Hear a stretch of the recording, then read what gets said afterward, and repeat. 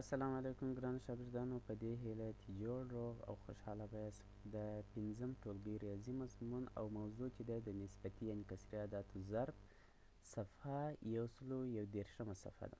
که چیرې ستاسو په یاد وي، موږ په خپل تیر درس کې د عام کسر جمع او منفي وویل چې نن زموږ نوی درس چې دی د عام کسر ضرب دی. لومړی عنوان موږ لرو وایي د یو نسبتي یعنې کسري عدد ضرب په تام عدد کې. کله چې موږ ته یو تام عدد راکول سوی وي او یو کسري عدد راکول سوی وي، دې دواړه چې موږ غواړو سره ضرب یې کړو، دوه تام عدد دی او 5 پراته دا یو کسري عدد دی. دې دواړه چې موږ سره ضربو، دغه تام عدد په صورت کې ضربو او مخرج بیرته خپله لیکو چې 2 ضرب 15 10 کېږي. اته چې مخرج دی بیرته پر خپل حال باندې لیکو. دلته چې اول کسري عدد دی، دوهم تام عدد دی، دا هم عین هغه طریقه کارو. 3 په 6 کې ضربو، 3 شپږ 18 اووه خپله لیکو. راځو دوهم عنوان ته د کسري عدد ضرب په کسري عدد کې. کله چې موږ ته 2 3 4 5 هر څو کسرونه راکړي د ضرب په حالت کې، نو د هغو د صورتونه ټوله سره ضربو او مخرجونه یې ټوله سره ضربو. اوس 4 د 5 سره ضربو، 4 5 شل، نه د اووه سره ضربو، نه اووه 3 شپېته، چې صورت د صورت سره ضربو او مخرج د مخرج سره ضربو. دوهم مثال، په دوهم مثال کې که چیرې موږ وګورو 3 کسرونه یې راکړي دي، 4 پر 8 ضرب 12 پر 15 ضرب 3 پر 8. د دې لپاره چې 3 4 هر څو کسرونه چې موږ ته د ضرب په حالت راکړي، ټوله صورتونه یې سره ضربو او ټوله مخرجونه یې سره ضربو. نو زموږ څخه وخت هم زیات غواړي او عملیه هم سختیږي، چې هم وخت کم وخت غواړي او عملیه په اسانۍ سره سرته ورسیږي. نو د اختصار څخه کار اخلو د عام کسر په ضرب کې، یعنې داسې یو عدد پیدا کوو چې صورت او مخرج دواړه پوره پراپر وویشل. اوس 3 پر 3 باندې هم پوره پوره ویشل کېږي چې یو رسیږي، او 15 هم پر 3 باندې پوره پوره رسیږي چې 5 رسیږي. 4 پر 8 باندې هم پوره پوره پر 4 ویشل کېږي، نو 4 چې پر 4 وویشو یو رسیږي، او 8 چې پر 4 باندې وویشو 2 رسیږي.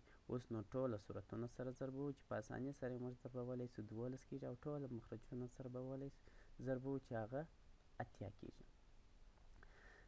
دریم عنوان ته راځو، وایي د صحیح عدد لرونکو کسرونو ضرب. یعنې که چیرې داسې کسرونه موږ ته راکول سوي وه چې هغو د صحیح عدد هم درلودلی، که چیرې د عام کسر په جمع او په منفي حالت کې ستاسو په یاد چې صحیح عدد وي درلودی، نو موږ به دغه صحیح عددونه به مو سره جمع کول یا به مو هم منفي کول. خو د عام کسر په ضرب کې موږ هغسې عملیه سرته نسو رسولی چې صحیح عددونه یې سره ضرب کړو. د عام کسر په ضرب کې موږ باید داسې کسر چې هغه صحیح عدد ولري، اول باید هغه غیر واجب کړو. کله چې ما هغه غیر واجب کړي، وروسته بیا صورت د صورت سره او مخرج د مخرج سره ضربو. 15 2 10 کېږي، 3 سره جمع کوو چې 14 پر 5 کېږي. دا دوهم کسر چې صحیح عدد نه لري، هغه خپله بیرته پر خپل حال باندې کړو. 14 د 15 سره ضربو، هغه 15 شپېته کېږي، او 15 د 8 سره ضربو، 15 8 40 کېږي. دوهم سوال کې وګورئ، دواړه کسرونه چې دي هغه صحیح عدد لري، نو دواړه اول غیر واجب کړو. 9 د 1 سره ضربو، 9 9 4 سره جمع کوو چې 11 پر 9 کېږي. 6 د 3 سره ضربو، 6 3 18، 3 سره جمع کوو چې 21 پر 6 کېږي. اوس بیا 9 او 21 دواړه اختصاروو، پر 9 باندې پوره پوره رسیږي. 9 چې پر 9 باندې وویشو یو رسیږي، او 21 چې پر 9 باندې وویشو 3 رسیږي.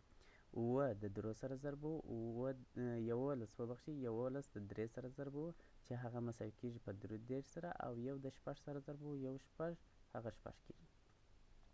که چیرې ستاسو په درس باندې سر نه خلاصوئ، پوه سوي نه واست، کولی سئ ویډیو بیا ځلې د سره کوئ او ویې ګورئ.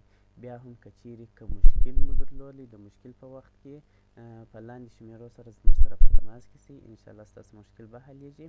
کورنۍ دنده چې ده 134 او 140 په دواړو صفحو کې تمرینونه دي، چې د هغه سوالونه به ټوله تاسو حلوئ، او بیا به د هغه څخه عکسونه اخلئ، را استوئ بیا راته. پر الله پاک سپارم. خدای په امان. بای بای.